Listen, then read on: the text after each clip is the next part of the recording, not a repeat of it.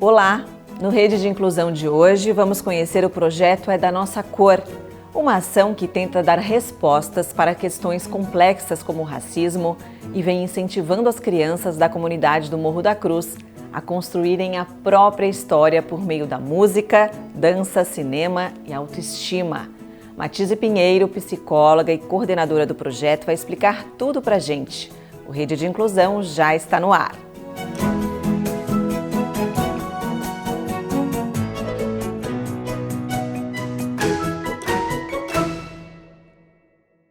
Oi, Matise, obrigada pela presença. Obrigada também. Aqui no Rede de Inclusão. Como surgiu? O que motivou a vocês com esse projeto É da Nossa Cor?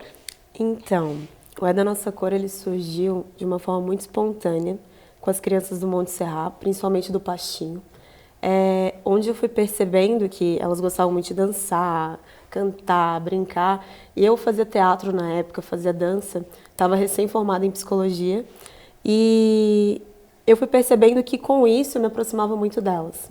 E nessa aproximação elas começaram a desabafar comigo coisas gerais da escola, do que viviam e tudo mais. E uma coisa mexeu muito comigo, foi quando elas desabafaram comigo que se elas pudessem escolher, elas não seriam negras, elas seriam loiras de olhos azuis. Isso mexeu muito comigo na época, principalmente porque quando eu era pequena, eu tinha esse mesmo pensamento.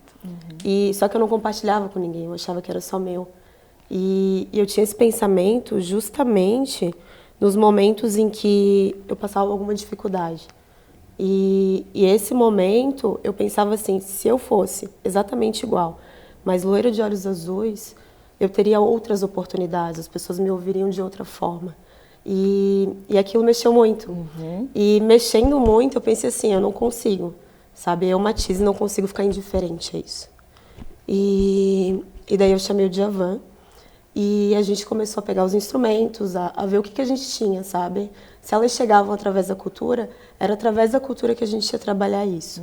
E daí a gente começou a trabalhar a questão da identidade racial, de uma forma positiva mesmo, assim, né? O que a gente pode mudar dessa forma? O que é ser negro para essas crianças? E o que a gente pode mudar a partir daí?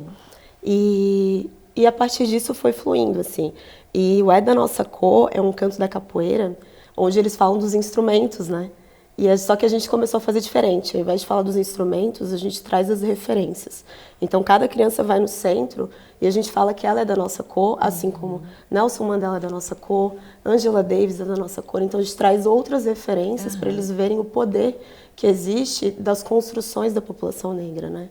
Então, acabou sendo algo muito maior do que o que a gente tinha começado e começou assim, né? Começou desse problema. E conhecer a história, né? Vocês, Exato. Essas crianças nessa faixa de idade que elas relatam essa angústia, qual é a idade das crianças? Olha, a gente trabalha com crianças de 3 até adolescentes de 17 anos. Mas essas que começaram... As que começaram na época, elas estavam recém entrando na escola. Estavam com 5 para 6 anos. Então, essa fase onde começa a se deparar com as referências escolares, né? Sim. Porque os livros didáticos trazem muito a questão do negro, ligado ao escravo, ao escravizado, no caso. Diferente do que a gente tem de referências na comunidade, né? Então, até a Lei 10.639, ela traz essa mudança, mas é uma mudança ainda que está caminhando aos poucos, né, para os professores trabalharem a história e cultura africana de outra forma. E quando elas começaram a conhecer melhor a história, o que mudou? Elas já mudaram o pensamento? Total. Assim, na verdade, a história, a gente acredita que a história ela pode ser contada de diferentes formas, né? E esse até é o segredo. Até tem um ditado africano que fala, né? Enquanto os leões não contarem suas histórias, os caçadores vão continuar contando. Então, existe o perigo de uma única história, né? Sim. Então, existem várias formas de contar a mesma história. Então, para além da escravidão, existiu muita resistência. Existia uma cultura antes disso. E isso a gente tenta resgatar com elas, sabe? A força, né? Exato. A força. E hoje vocês abrangem o quê? A gente falou ali, eu falei no início, né? Que música, arte, shows. Como é que é o projeto? Como é que ele funciona realmente? Então, o nosso objetivo maior é trabalhar o empoderamento e o protagonismo delas. E a gente utiliza da dança, da percussão, do canto, trazendo sempre essas referências dentro disso, mas também utiliza de linguagem teatral. Agora a gente tem feito muito sarau, onde elas trazem os poemas delas, sabe? O cinema. Então a gente, ao invés de falar sobre o racismo, a gente não fala. Sim. A gente traz através dessas formas diferentes, contando a história de uma outra forma. E eles têm interesse de buscar, de saber mais. E eles começam a levar para a escola também essa demanda, o que para a gente é muito importante, né? Caminhar junto com a escola é muito importante. Só que acaba sendo eles, assim, que levam. Quando eles vão entrevistar alguém, eles buscam essas referências, eles levam questões que fazem os professores começarem a ver, poxa, pode ser mais tranquilo trabalhar do que antes, sabe? E existe já uma mudança? Vocês percebem isso? Ai, nossa... Pra gente, assim, tem muitas mudanças, né? Mas também a gente é apaixonado pelo projeto, é até suspeito falar. Mas pra gente tem mudanças. Tanto no empoderamento deles, assim, pra gente uma coisa que é muito valiosa é a autonomia deles, sabe? Esse ano, pra mim, me deixou muito surpresa o quanto eles já se envolvem em quase todas as partes do projeto, sabe? Então, quem cuida do lanche, de pensar isso, de pensar aquilo, de pensar o que vai pra nossa apresentação, são eles. E pra gente, essa autonomia diz de empoderamento, né? Empoderamento é mais disso. E, ao mesmo tempo, a gente vê uma coisa que pra gente é muito importante, que é o envolvimento das famílias, né? E as famílias, nesse processo, a gente até chama agora de família da nossa cor, né? A nossa família está crescendo porque eles estão construindo com a gente, né? Então, a família, porque o que acontece? Um desafio que a gente tem para lidar é lidar com o que as mídias colocam todos os dias, né? Quem são as princesas da mídia? Quem são essas representatividades que tem na mídia? E mostrar que, de outro lado, podem ter outras. E que, quando tem a família junto, fica muito mais fácil trabalhar isso. E mostrar que, poxa, tua mãe é uma referência, sabe, pra gente. O teu pai é uma referência pra gente. Então, olhar com outros olhos, sabe? E conseguir conversar, né? Exato. Dialogar com a própria família ou com até uma amiga que está passando pelo que ela já passou, que ela já se recuperou, assim. Vocês não têm uma sede própria, né? Não, Daí, não temos. como é que funciona? Então, esse é o nosso desafio também. A gente conta com espaços comunitários, né? Tanto o Quintal do Djavan, que também faz parte da iniciativa, quanto espaços mesmo, como sede, como outros espaços da comunidade, a gente conta dependendo da necessidade, assim, né? Quando o dia está mais frio, com chuva, a gente vai para espaços fechados, ligantes. É um desafio. A gente, às vezes, demora mais tempo para conseguir espaço do que para fazer atividade. Então, mas faz parte, né? A gente já está há 5 anos, só que caminhando aos poucos dentro do que é possível, né? Mas vocês entram em contato? O que pode ser feito para as pessoas ajudarem o projeto da Nossa Cor?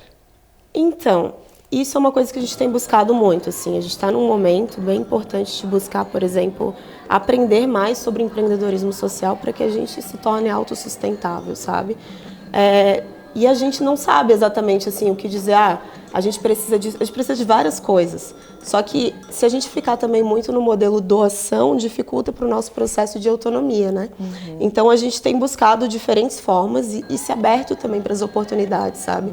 Então as pessoas que querem conhecer o projeto, elas vêm na nossa página, conversam com a gente e a gente vai dialogando, assim. Como você quiser contribuir, pra gente vai ser de muito valor, porque a causa é nossa, sabe? Não é uma coisa assim que a Matisa tem que dizer o que ela precisa. Todos nós podemos dizer e fazer, sabe? Eu acho que é muito essa ideia, sabe? De todo mundo construir junto. Nessas apresentações, nesses passeios, a gente sempre tenta criar formas, assim, porque desde o início eu sempre trago assim, eu não quero que uma criança fique apresentando para outra num palco que vai dividir quem está lá de quem não está lá. Então a gente sempre tenta criar momentos onde as crianças precisam estar juntas e todas podem entrar no meio da roda, sabe? Todas podem dançar juntas, onde a gente chama para que todas se vejam parte dessa cultura, porque a cultura brasileira, ela acolhe. Ela abraça, ela não tem a questão de separação, né? Ela traz todo mundo para junto. Então, essa é a nossa ideia, assim. Tá, e agora eu queria que você falasse, assim, um exemplo concreto, assim, do que é feito, por exemplo, na parte da educação ou do esporte, mas exatamente o que é feito com as crianças no projeto. Tá. Nesse momento, a gente tem trabalhado cultura. Tá. Cultura e empoderamento. O nosso foco são temas assim que vocês dividem? Exato, assim, na verdade a gente tem 3 pilares de atuação, tá? A gente trabalha com acesso a direitos para fortalecer as famílias mesmo. A gente trabalha com empoderamento através da cultura, que daí são essas oficinas que a gente faz todas as segundas. Hoje a gente está com um modelo mínimo, porque a gente tem outros trabalhos. Ainda é uma iniciativa voluntária, a gente pretende que um dia não seja mais voluntária apenas, até para conseguir ter mais impacto. Mas, além disso, o que a gente busca, a nossa visão, né? O que a gente quer lá na frente, o nosso sonho, é que a gente consiga oportunizar mais coisas, sabe? Então, gerar acesso a várias oportunidades de desenvolvimento para eles, assim, porque muitos já estão adolescentes. Então, e daí coloca pra gente outras necessidades, né? Porque esse público às vezes não tem espaços de projetos, de coisas interessantes para se desenvolver. Então, a gente está começando a pensar outras ações nesse sentido de empreendedorismo, de buscar o primeiro emprego. Então, a gente está muito nessas 3 perspectivas. Tá. E como é que é feito realmente, assim? A gente faz toda segunda com as crianças. Tá. A gente faz um passeio por mês ou momento com a família. E a gente tenta falar com parceiros para buscar oportunidades de desenvolvimento.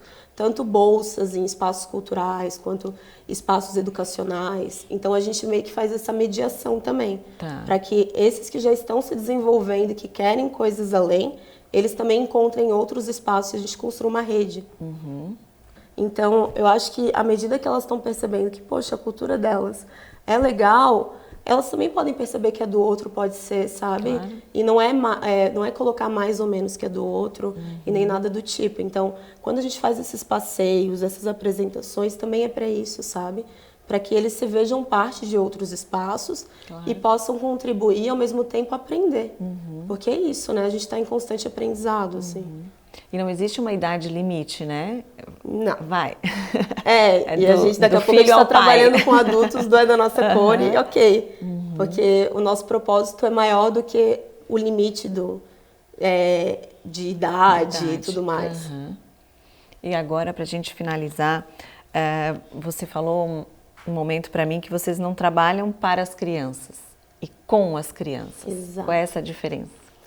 Então, uma coisa que me motiva muito é o discurso do Nelson Mandela, sabe? Que ele traz que o nosso maior medo não é que a gente seja inadequado, é que a gente seja poderoso além da medida e que a gente não saiba disso. Que a gente sendo pequeno, a gente não ajuda o mundo, a gente se vendo pequeno para que o outro não se sinta inseguro.